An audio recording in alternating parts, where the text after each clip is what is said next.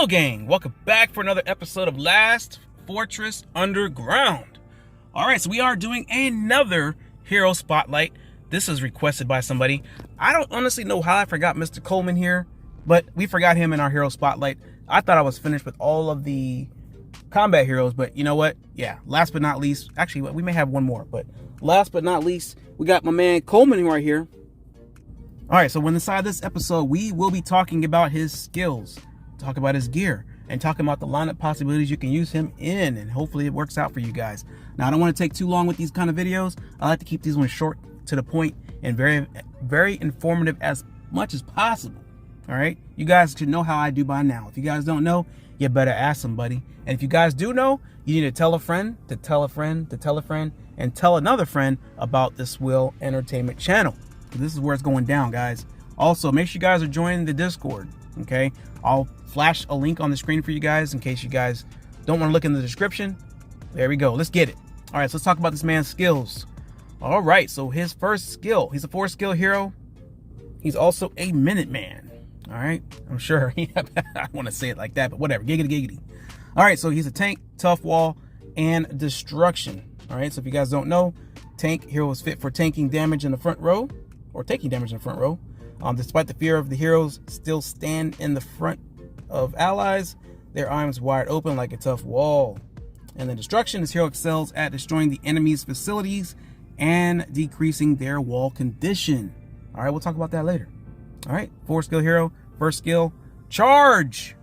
All right, deals 135% weapon damage to one random back row enemy. Keep that in mind, guys, when you're making your lineups here. Okay, one back row enemy.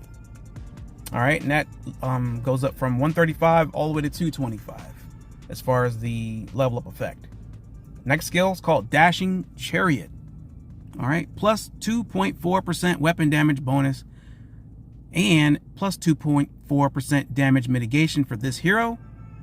Weapon damage bonus goes from 2% all the way to 4%.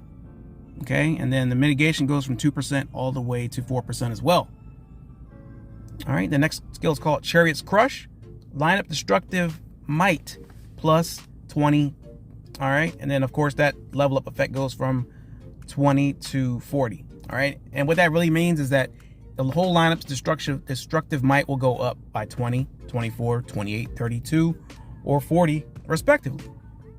All right, next skill, last but not least, Terror Chariot. All right, the target hit by the skill charge will be panicked.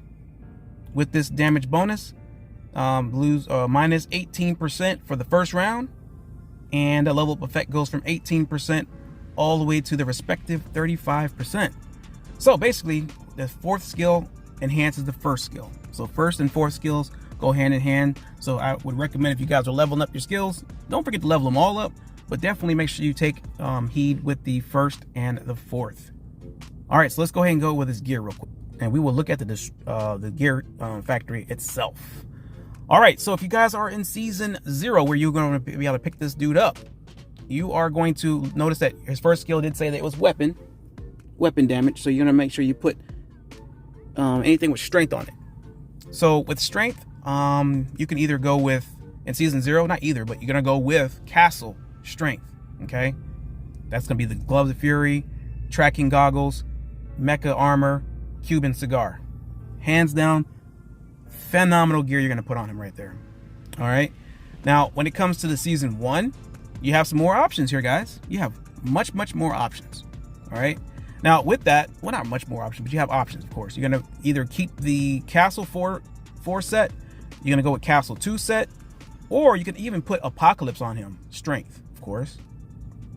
All right, or you can do 2 and 2 of the Castle and 2 of the Apocalypse. But I would recommend sticking with the Castle.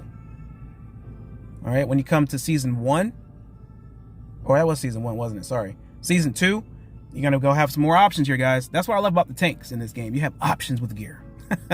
All right, so with that, you have Tough Wall coming into the fold here. Now, honestly, I would put 4-piece Tough Wall on him, and pretty much all of your tanks as well. But you can always mix and match, like I was saying before, you know. 2-piece Tough Wall, 2-piece Apocalypse, or 2-piece of the Castle. But honestly, I think Tough Wall is probably the best one for this season right here. All right. And when it comes to season 3, you got Resolute gear. I like Resolute gear, but I don't like it so much on tanks. But you can put it on tanks and you're not going to have any issues. It's still going to be a good thing. All right. So if that's what you have, that's what you have. All right. But Tough Wall, honestly, is the best. In my opinion, I think Tough Wall is the best one for that. All right. And then when it comes to season 4, I would probably stick around with what you have, the Tough Wall. I don't really see too many changes there. You could put the mental control on him for strength, but it's not really going to do too much.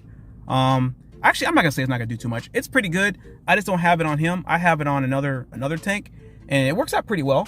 I just haven't tried it on Coleman yet, but I think it would be pretty good. But if you don't have this yet, I would definitely keep the Tough Wall on there, upgrade it up as much as you can, and go from there. All right, so let's go ahead and talk about his lineup. All right, so this is what I use for my lineup right here. This is my destructive lineups whenever I'm taking down like a wall or something like that. Keep in mind, you don't have to level them up. You can, but you don't have to. If you look at that, their destructive might together is 244 right now, and that is good. That is really, really, really good. All right. Now, these aren't the only destructive heroes you have. You can substitute in and out whoever you have, or whatever the case is. But right now, this is who I have, and it works out pretty well. I mean, how many times you're actually taking over cities? You know, you're gonna get them. So for the most part, you're gonna keep them once you have Eden unlocked and everything like that. So you're pretty much gonna stay and play in one spot. So destructive lineup are nice for a temporary amount of time. All right, so that's what I have, guys. Hopefully this did help you guys out. Just keep in mind, these are my opinions and my opinions only. Hopefully you guys do chime in, let me know what your opinions are, and then we can go from there, guys. But hopefully you guys, this video does find you guys well. Like, comment, share, and subscribe, and I'll see you on the next one. Peace.